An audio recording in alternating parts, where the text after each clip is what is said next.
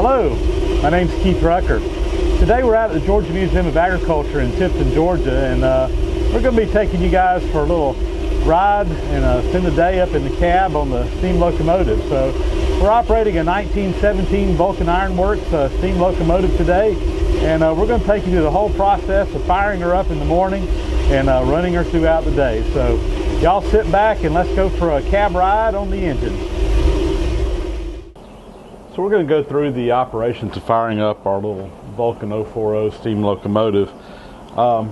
First thing when you come out in the morning, and as you can tell, it's dark outside, or you probably can tell by the shadows. I've got a light in the cab. I got here at the museum this morning about 6:30 because it does take a couple hours for this thing to fire up and get some heat on it. So when I come in, the first thing I'm going to do is I'm going to check the water level in my boiler and make sure that I can see the water on the sight glass, because it's really easy to get some water into the boiler when there's no pressure on it. Once we get pressure on it, we have to use the injectors to get water in. So we want to make sure we start out with water. From there, right now at the same time that I'm talking to you, I've got some water going into the saddle tank, which is our fresh water storage, so that we'll start the day off with a full load of water. It's just hooked up to a water hose right now. Once we get to running, we can fill that up off of our water tower, but it's easier just to start out full.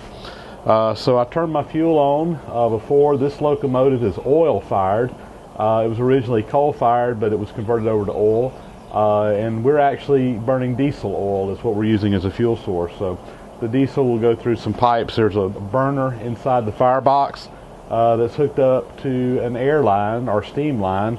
We'll start with running air. Later we'll convert it over to steam. So here in the shop we don't have any steam pressure up. We're going to run on air, and we have an atomizer that will basically regulate the flow of air through this burner. The fuel kind of goes over a ledge. It hits the stream of air coming out. It turns that fuel into a mist, and then that of course burns in the firebox. So again, we've got that hooked up through air. And so we'll get started right now by getting some air going through the atomizer. And again, right now we're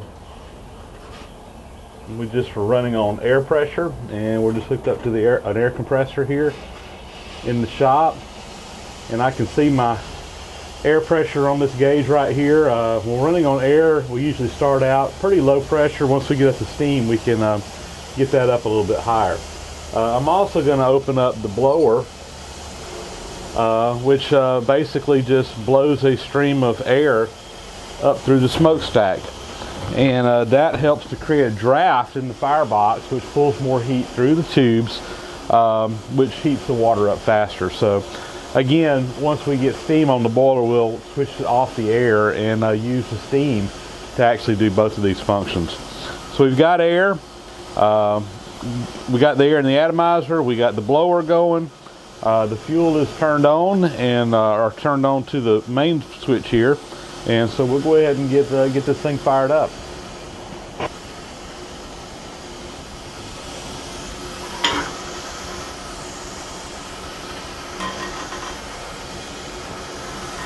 There's a switch here that opens the fuel valve up.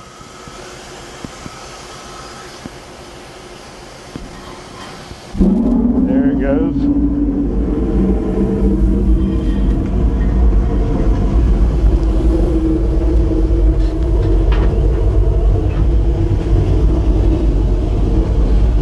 Alright, so we've got fire in the boiler, and we're just going to let it hit that run for a while until we get some heat up.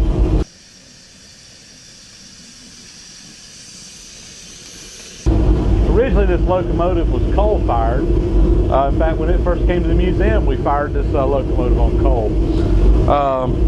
However, we had some issues with coal. Number one, it was getting increasingly difficult to find a source for coal down here in the south, and it was costing us a lot of money to have it trucked in.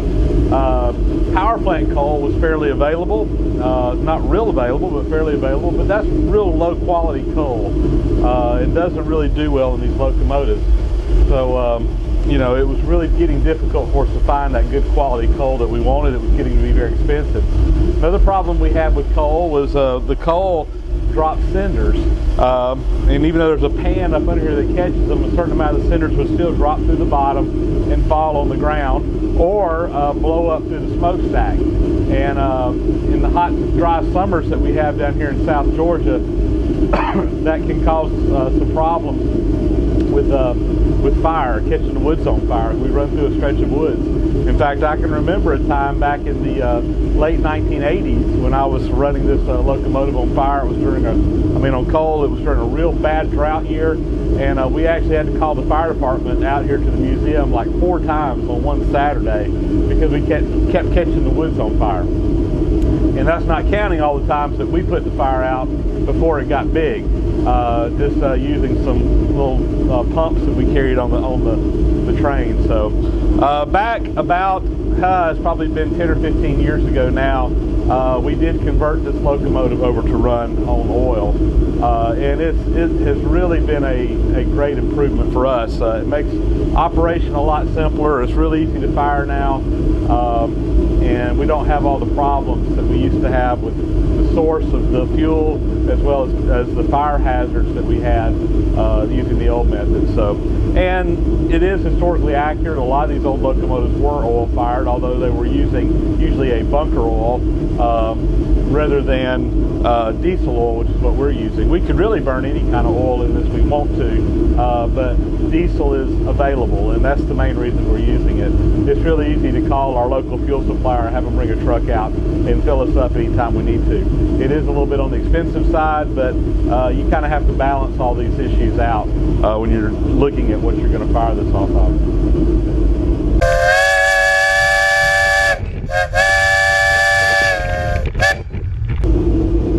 While we're waiting on the locomotive to warm up and get some steam on it, I thought I'd take a few minutes and just kind of give you a quick cab tour and tell you a little bit about everything in the cab here and just a little bit about it. So start out with the most important thing, and that's the boiler itself. So we have the boiler sitting here. This is a locomotive style fire tube boiler.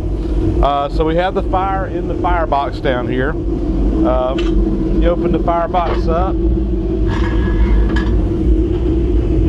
That we got plenty of fire down there, and again we've got the fuel coming in, turns into a mist, and then that's just burning right in there in that firebox. Plenty of fire, plenty of heat in there. Now in the firebox, or around the firebox, there is a shell that kind of comes up and around and over here, and that's just a sheet of steel inside there that the fire is contained in. And around that there's a jacket, a void space inside the boiler that's full of water. So the crown sheet comes up the side, it comes up to about right in here, and then goes back over. It's an arched dome shape, basically the same shape as the top of the boiler here. And that's your firebox. The outside of that firebox is always covered with water, and you're heating the water up directly around the firebox from the fire coming in contact with that the crown sheet and the boiler plating on the inside. One of the most critical things, or perhaps the most critical thing when operating any kind of boiler, is to make sure that you always keep the water level above the top of the crown sheet. If you allow the water level to get below the crown sheet, the metal becomes very hot, and when water gets back on that, it can cause bad things to happen. Or actually just the weakening of the steel from the heat can cause bad things to happen. That's what causes a boiler explosion. So you always have to be monitoring the water level in the boiler, and to do that we use a sight glass, which is right here. And anytime I'm on the train, I'll always be watching the water level in the sight glass to make sure, number one, that I can see the water level, that it doesn't ever drop below the sight glass, and also just to watch where that level is. And we always, again, want to make sure that water is above the crown sheet. If the water level ever does drop below the crown sheet, then you need to just shut everything off, walk away from it, and go home for the day. You don't need to try to put fresh water on top of that, because again, when that water gets on the top of that hot crown sheet, bad things can happen. So we have two different ways of checking the water level. The first way is the sight glass. It's the easiest, most direct reading way. However, under rare circumstances, you can actually break the glass in this, and of course that creates a situation where all the steam's coming out. You have to shut these valves off to prevent the steam from coming out anymore. And if you're in the middle of a run, you just can't necessarily shut everything down. So we have a backup system, and that backup system are these tricocks over here. So if you, I don't know if you can see the steam coming out of that, but these are just 3 valves that are on here.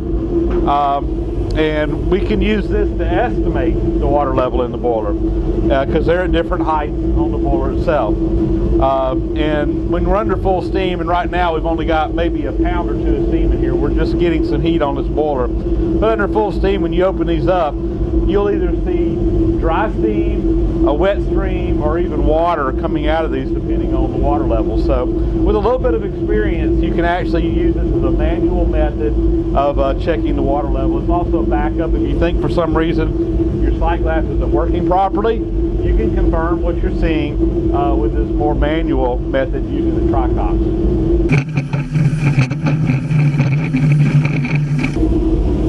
We monitor our steam pressure using the steam gauge up here, and on this locomotive we have our safety valve set at 150 pounds, which means that we can run this locomotive up to 150 pounds per square inch.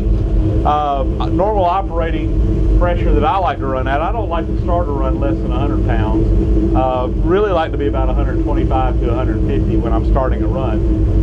The locomotive will run a little bit below 100. In fact, I have run it as low as 75, but you're just not very efficient at that pressure, and ideally you want to be well above that. So again, we can monitor the steam pressure here.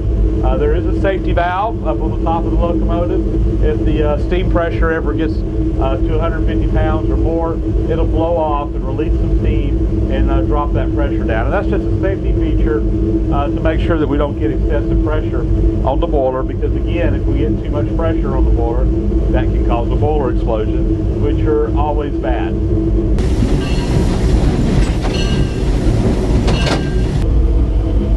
Our locomotive here at the museum does not have air brakes like a big mainline locomotive does. On a big locomotive, you have air brakes that are controlled from, you have a air cylinder and an air pump that run off the steam, and that builds up pressure, and then that is piped to the individual cars that you're pulling, and each car will have brakes on it. There'll be a separate brake controller to control the air brakes. This being a little small industrial locomotive, we don't have air brakes on our cars. All we have are engine brakes. So in the cab we have this valve here, and I don't have the steam to it right now, but it's steam operated, uses the steam on the locomotive, and when you engage this, it basically just puts some brake shoes down onto the tires, the wheels of the train itself, which will slow down the engine. It can be a little bit challenging sometimes to get it stopped. We don't really get a lot of speed on this locomotive. We're only running maybe 4 or 5 miles per hour. A little engine like this, that's really all it was ever designed for. But it's adequate. Again, we're not pulling big loads. We're not pulling a lot of cars. 2 cars is about the most we ever pull on this, and the engine brakes are adequate to stop us. Again, on the larger locomotives, they would have air brakes, but we don't have that on this locomotive. This is a pretty simple locomotive when you look at locomotives. It's a smaller locomotive, doesn't have a lot of the things that you would find on a mainline locomotive, but it is still a steam locomotive, and it's really a great locomotive to learn the basics on, because it is a little bit simple to operate. Some other things we have here in the cab, right over here, this is the oiler. This uses steam cylinder oil, and this comes in again from the top here. You have some pressure coming from the boiler. It goes through this. There's a reservoir here, and there's 3 different lines that come out that you can actually put a little drip of oil coming up through there every few seconds, or however you want to calibrate it, and that goes to different places on this engine. Originally, this was the main oiler that oiled the cylinders, and there was 2 tubes, one to each cylinder, that would actually mix the the oil and the steam together, and that was what lubricated the cylinders. We actually have a mechanical lubricator on here now, which is a little bit easier to operate and probably a little more efficient to operate. We still use the steam boiler here to lubricate the cylinder in the air, or in the steam brakes, the engine brakes. So there's one line coming over here, and again, that's mixing the oil and the steam together, and that lubricates that cylinder that operates the brakes on the engine. So we'll turn this on, and again, we just drop in a drip of oil every, maybe every 30 seconds to a minute. We'll just drop a drop of oil in there, and that just keeps enough oil in that cylinder to make sure that it stays lubricated. We've already talked about this gauge. This is our atomizer, and it tells us how much steam we have on our atomizer. Coming off of the turret head up here, we have a couple of valves going down to each side. This controls our injectors, which are used to inject fresh water into the boiler. We have two of them, one on each side of the locomotive. Usually just use one, the other one's a backup in case the first one fails. This valve controls the blower, which again just puts some steam up through the front of the boiler to create a draft to get the fire burning a little bit hotter. This is my air line coming in here. And a lot of valves, a lot of handles in here, but you kind of get used to it and learn what everything controls pretty rapidly. It's not a very difficult locomotive to operate. So now we're on the front end of the locomotive. I'm going to show you the other end of the boiler so you can kind of see how some of the stuff is going on. So we'll open up the front here, and let's take a peek inside.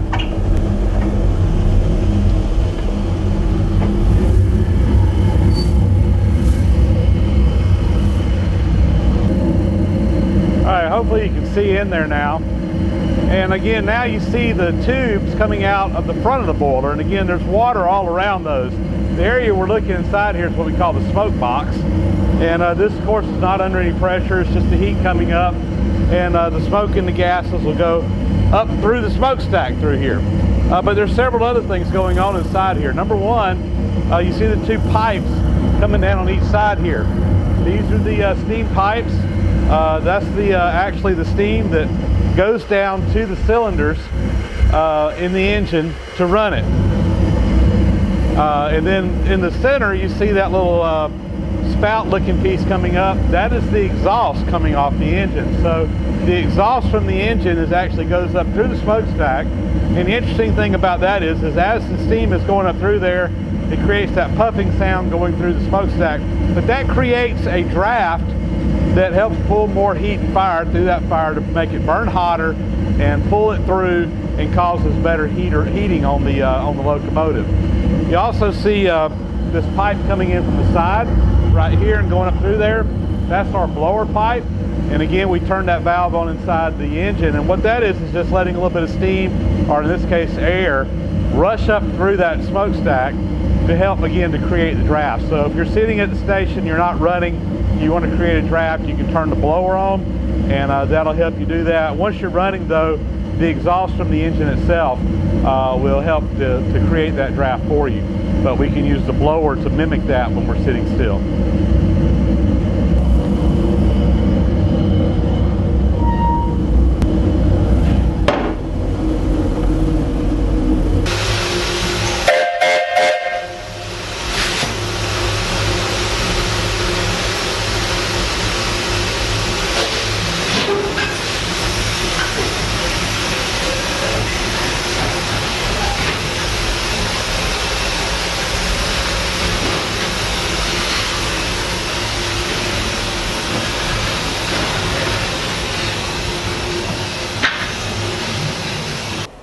Well, every locomotive has a history, and I'm going to tell you a little bit about the history of our locomotive. So this locomotive was built by the Vulcan Iron Works company out of Wilkes-Barre, Pennsylvania in 1917. It was purchased originally by the Hardaway Contracting Company, which is based in Columbus, Georgia, but this engine was specifically purchased for a construction job that Hardaway was working on near Bridgewater, North Carolina, where they were building a series of hydroelectric power dams and some locks and what have you along the river system up there. for the Southern Power Company, which is now Duke Power up in North Carolina. So that was his first job. Now this is what we would call a industrial engine. This engine was never ran on a mainline railroad. It's actually narrow gauge rather than standard gauge, so it's only got a 3-foot wide track. So remember back in 1917 when this locomotive was originally built, we didn't have things like we have today, such as dump trucks, steam shovels, semi-tractor trailers. Anytime they were working on a construction project that required moving large quantities of stuff, very often a locomotive such as this would come in there and do it, and they would just lay temporary tracks in the area they were working in and use it as to be able to move things around. More than likely, this locomotive, when it was building the dams and the big lakes up there near Bridgewater, it would have been just used to haul dirt. So they would be digging dirt out of the lake, hauling it to the dam to construct the dam, and this train would just go back and forth hauling that dirt. So it worked on that project until that was completed. Don't know the exact date, but after it got through with that job, we do know, based on the history that we've been able to find on it, that this locomotive was moved to Charlottesville, Virginia, where it was sold to another contracting company, in this case the Reinhardt and Dennis Corporation. And they also used it for construction purposes. Again, they were building some dams, some hydroelectric projects, and we've also found some records where this locomotive was actually used to build some tunnels up in the mountains. Not sure if it was railroad tunnels or automobile tunnels, but we do know it was used for building tunnels. And most of this comes from the records that Vulcan has, where different companies contacted them looking for parts or whatever for it. So we may be missing some steps in the history, but this is what we have documented. So the next move of this locomotive was in 1923 when it was sold to the Winding Gulf Company in West Virginia in the Winding Gulf coal fields. And while it was there, we believe that it was used to actually haul coal that was coming out of the coal mines, haul it from the mines to the tipples, where it would then be put on larger trains to move around. So it was just moving coal short distances, again, not on the mainline railways. After the 1923 purchase, we don't know how long it operated there. The next record we have is 1963, when the locomotive was moved to it was purchased by the Little Palmetto Railroad in South Carolina. It was never put back in operation at that time, but actually went on static display at Kings Mountain State Park in South Carolina. And it sat on display there for many, many years up until 1976, when a gentleman by the name of Hall Carmichael from Truan, Georgia, purchased it and moved it up to Truan, which is up in North Georgia. And then in 1981, the Georgia Museum of Agriculture, or the Agorama as we were known back then, purchased the locomotive, and it was moved here to Tifton, Georgia. So in 1981, we basically, this was before I was involved in it, but the museum basically took the locomotive completely apart and did a complete restoration on it. They rebuilt the entire engine and got it back to operational condition for the first time in probably 40 years or more. And it required a lot of work on the running gear and undercarriage and what have you, as well as some boiler work. We were still running at that time the original boiler that was on the locomotive, which was a riveted lap seam boiler. Once the museum got it operational, it basically has been in operation most of the time since about 1982, I think, is when it went online. Originally here at the museum, we didn't have a loop around the property like we do now. It would just back up down a straight line down into the woods, and just go back and forth, back and forth. We would carry passengers down, and we'd actually show how this locomotive would have been used as a logging operation, which is what we're kind of trying to interpret here at the museum. Our history in this area was based very much on pine trees. This area was all virgin longleaf pine when it was established, and back in the late 1800s, early 1900s, which is the time frame our museum represents, engines like this would have been used to haul logs from the woods to the sawmills where they would be processed. So again, they would lay temporary tracks down through the woods. They would do the logging. They'd load everything up on the cars, haul it to the sawmill. When they logged out one area, they literally pick up the tracks, move them to another area, set them down, and just continue working. And there are quite a few references to locomotives exactly like this being used for the logging back in those days. Now, we ran this locomotive up until the late 1990s when we started having some boiler problems, and quite honestly, the boiler was irreparable. We actually tried to repair the boiler, the original boiler, spent about $10,000 trying to repair the boiler, only to find out that it was really just not going to be economically feasible to do so. So about 1997, I think it is, we had a brand new boiler built for this, built by Hearst Boilers down in Coolidge, Georgia. They built a copy as close as they could to the original boiler. We put it back on here, and this locomotive went back in service in the early 2000s, and we've been running it ever since. This is what we call a saddle tank locomotive. If you notice, it has a tank over the boiler, and that's to hold fresh water. On your bigger locomotives that ran on the main lines, your water would be carried in a tender behind the locomotive. Very often, these locomotives were not ran with a tender at all. They were just running short distances. They could fill the water tank up fairly easily, and they would just put enough fuel in the cab of the locomotive to do what they were doing. Speaking of fuel, as we said earlier, this locomotive was originally ran on coal. But in these logging railroads here in the South, most of those locomotives were actually ran on wood, simply because they had plenty of it. They're in a logging operation. There's lots of excess wood, lots of smaller stuff that can't go through the sawmill. So they would have crews out basically chopping firewood to put on this locomotive to keep it fired that way. We're running this one off of oil now, and that was another common fuel for locomotives early on, particularly out west where there is a lot of oil. They would use that because it was cheaper. It was more economical to burn oil than it was to haul coal in from, say, West Virginia or someplace.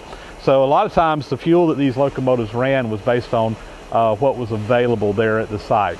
Now again, once the mainline railroads got into things, coal did become the standard, but on these small industrial engines, just whatever they could burn was what was being used. I'll also say that oil-fired locomotives were very common in the mountains, particularly out in west in the Rocky Mountains, because the oil actually would burn at a higher temperature and had more BTUs in it than coal did. And so in the real mountainous terrain where they're running, need a lot of extra steam, the oil was actually would create more power on the locomotive than coal would. So a lot of those western locomotives actually ran on oil, just from a standpoint of energy use. So there's a little history on this locomotive. And we'll get you out on a ride on it here in just a bit.